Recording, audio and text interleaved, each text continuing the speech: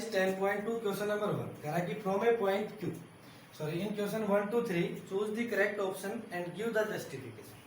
कह रहा है कि नीचे जो 1 से लेकर के 1 से लेकर के 3 तक के जो क्वेश्चन है उनके नीचे ऑप्शन दे रखे हैं, उनमें से करेक्ट ऑप्शन को चूज करना है और वो कैसे सही है उसको जस्टिफिकेशन में उसकी वेरिफिकेशन करना है। पहला कह रहा है कि from a point Q the length of tangent to a circle is 24 centimeter and distance of Q from the center is 25 centimeter। Means एक सर्किल, ये इस सर्किल का सेंटर हो, इस सर्किल से बाहर एक पॉइंट Q है, ये पॉइंट मान लो। कह रहा है कि Q पॉइंट के सर्किल के सेंटर से जो डिस्टेंस है, tangent of circle the length of is 25 centimetre, इसकी जो डिस्टेंस है वो 25 सेंटीमीटर। और कह रहा है कि Q पॉइंट से इस सर्किल के ऊपर जो टेंजेंट है ये मान लो P, इसकी जो लेंथ है वो 24 सेंटीमीटर, कितने सेंटीमीटर है 24। कह रहा है कि find the radius of the circle, आपको सर्किल की रेडियस निकालनी है। देखिए P क्या है, पॉइंट ऑफ कांटेक्ट, इसको इससे ज्वाइन कर लो। ये एंगल कितने डिग्री का है 90 डिग्री, कितने डिग्री का है। हमें ये फाइंड आउट करना है OP। OP क्या है, सर्किल की रेडियस, इसको मैं क्या मान लेता हूँ R, क्या मान लेते हैं। देखिए in right angle triangle OP,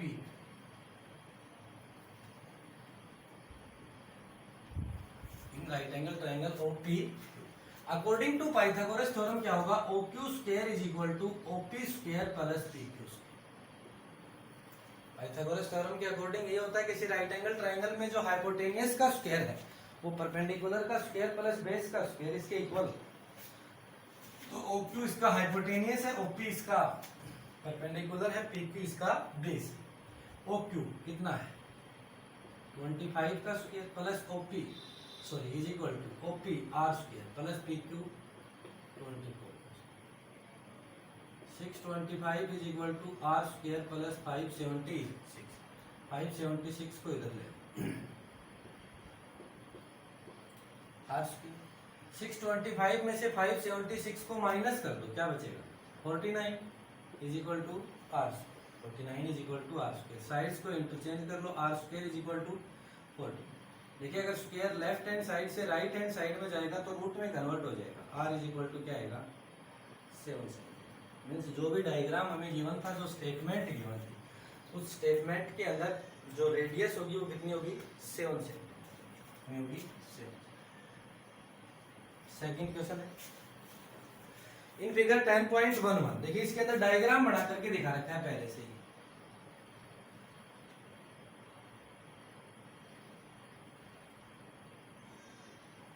T P Q और ये पॉइंट ऑफ कांटेक्ट P और ये point of contact Q।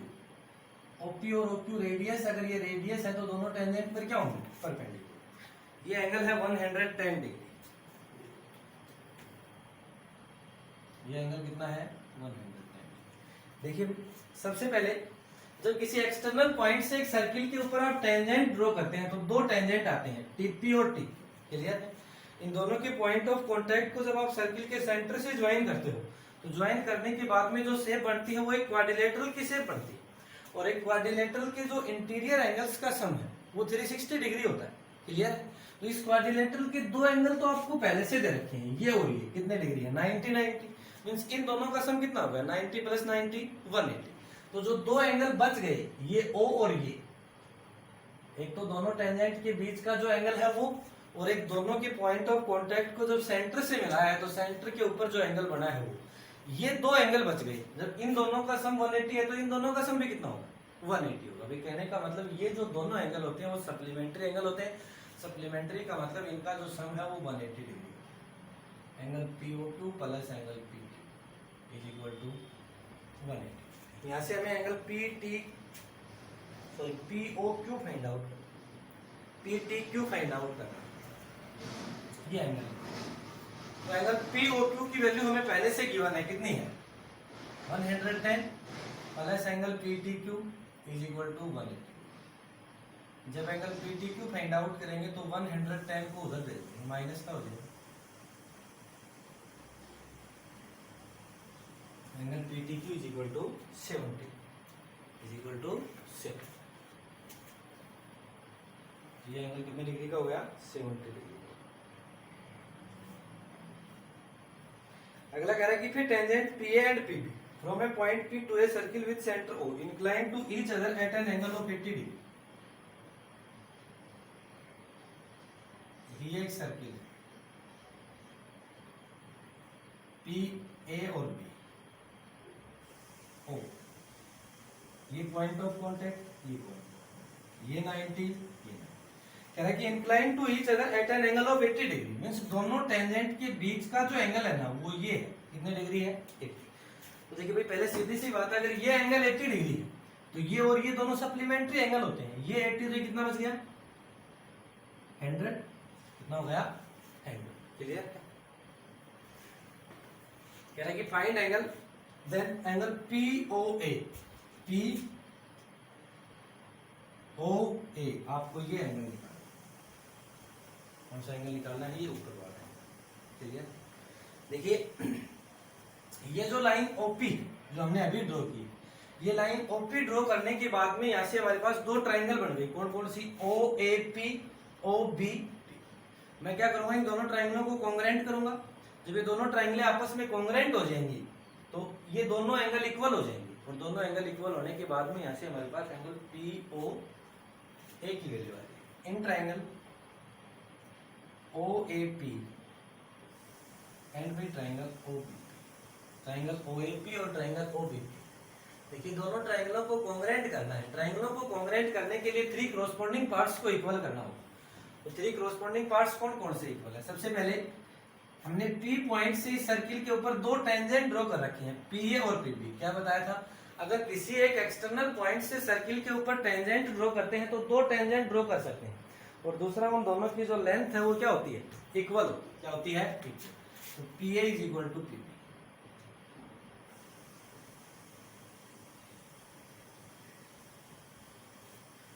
Tangent from same, क्या है भाई? Tangent from same. Clear?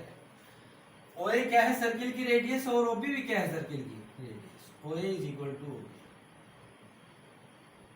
Radii of circle. तीसरा OP is equal to OP, दोनों में क्या है? क्या है? क्लियर? देखिए दोनों ट्राइंगलों की 3 कॉरस्पॉन्डिंग पार्ट्स मींस तीनों साइड्स आपस में इक्वल हो गई। कौन से रूल से ट्राइंगलें कॉन्ग्रेंट होंगी? By SSS। Triangle OAP is congruent to triangle OB। Triangle OAP is congruent to triangle OB। देखिए अगर दोनों ट्राइंगलें आपस में कॉन्ग्रेंट हैं तो कॉन्ग्रेंट ट्राइंगल्स के कॉरस्पॉन्डिंग पार्ट्स इक्वल होते हैं। Angle POA is equal to angle POB।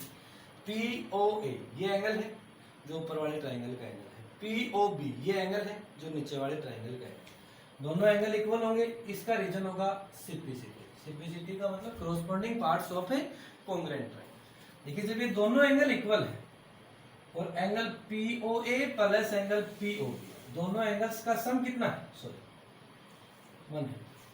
जब एंगल POA और POB दोनों एंगल्स को ऐड करेंगे तो ऐड करने के बाद में एंगल AOB आएगा, जो हमने पहले निकाल रखा है। कितना है? 1 है। कितना है? 1। देखिए angle POA plus angle POA, क्यों? क्योंकि जो POB है वो इक्वल किसके है? POA इज इक्वल टू 1 है।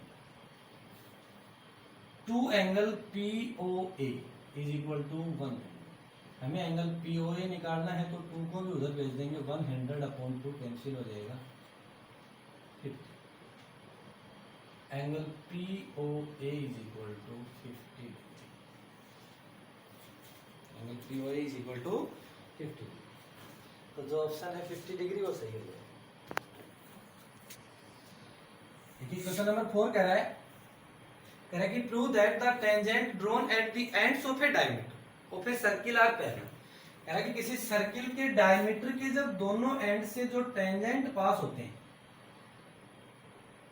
सॉरी जो पैरेलल टेंजेंट है वो एक सर्किल के डायमीटर के दोनों एंड से पास होते हैं। आपको ये देखिए ये डायग्राम है, सर्किल के अंदर दो tangent. Prove that tangent drawn at the ends of a diameter to a circle are parallel. कह रहा है कि अगर किसी सर्किल के अंदर उसके डायमीटर के दोनों एंड से दो टेंजेंट ड्रॉ किए जाते हैं तो वो दोनों टेंजेंट आपस में पैरेलल होते हैं, आपको ऐसा ये है पी क्यू और ये है आर एस, ये दो टेंजेंट हो गए, ऊपर वाला पी क्यू है, नीचे वाला आर एस। तो कह रहा है कि जो ए बी है, इसको ए बी मान लो, क्या मान लेंगे, ए बी। ये सर्किल का सेंटर ओ क्या है, ओ। कह रहा है कि जो आर एस और पी क्यू है वो दोनों टेंजेंट जो डायमीटर ए बी है उसके दोनों एंड से पास हो रहे हैं, एक ए एंड से पास हो रहा है, एक बी एंड से पास हो रहा है। तो कह रहा है कि अगर ये इस डायमीटर के दोनों एंड से पास होते हैं तो ये टेंजेंट आपस में पैरेलल है, ऐसा प्रूव कीजिए। मींस पी क्यू को आर एस के पैरेलल प्रूव करना है। तो पी क्यू को आर एस के पैरेलल प्रूव करने के लिए जब हम किन्हीं दो लाइनों को आपस में पैरेलल प्रूव करते हैं तो लाइनों को पैरेलल प्रूव करने के लिए हमें क्या करना होता है हमें उन दोनों लाइनों के अल्टरनेट इंटीरियर एंगल्स को इक्वल करना होता है। तो देखिए पी क्यू और आर एस यहाँ पे दो लाइनें, क्लियर, और जो ए बी है वो क्या है, एक ट्रांसवर्सल लाइन। अगर यहाँ से मैं प्रूव कर दूं कि जो ए बी ट्रांसवर्सल लाइन है, जो इनके साथ में ए बी जो अल्टरनेट इंटीरियर एंगल बना रही है, कि वो अल्टरनेट इंटीरियर एंगल इक्वल है, तो वो एंगल इक्वल होते ही ये लाइनें आपस में क्या हो जाएंगी, पैरेलल हो जाएंगी। क्या हो जाएंगी, पैरेलल। तो देखिए अगर ये सर्किल का टेंजेंट है ए पॉइंट ऑफ कॉन्टैक्ट है तो ये एंगल 90, ये भी 90 डिग्री। एंगल पी ए ओ या पी ए बी दोनों एक ही तो बात है भाई, जो ओ है वो भी तो इसकी आर्म ए बी के ऊपर ही, क्लियर है। तो आप इसको पी ए ओ भी लिख सकते हो और पी ए बी भी लिख सकते हो। Angle P A B is equal to angle S B O या S B A, each is 90, each is 90। देखिए एंगल पी ए बी ये एंगल है, एस बी ए ये एंगल है, ये दोनों क्या है, इनके इंटीरियर एंगल, क्या है, इंटीरियर एंगल। अगर ये दोनों इक्वल हैं तो therefore P Q parallel R S, reason होगा alternate interior angles are equal, alternate interior angles are equal. ये लाइनें आपस में क्यों पैरेलल हैं, क्योंकि इनके अल्टरनेट इंटीरियर एंगल इक्वल है, क्लियर है। और ये जो दोनों लाइनें हैं पी क्यू और आर एस, यही क्या है, इस सर्किल के टेंजेंट है जो इसके डायमीटर से पास हो रहे थे और हमें इन्हीं को पैरेलल करना।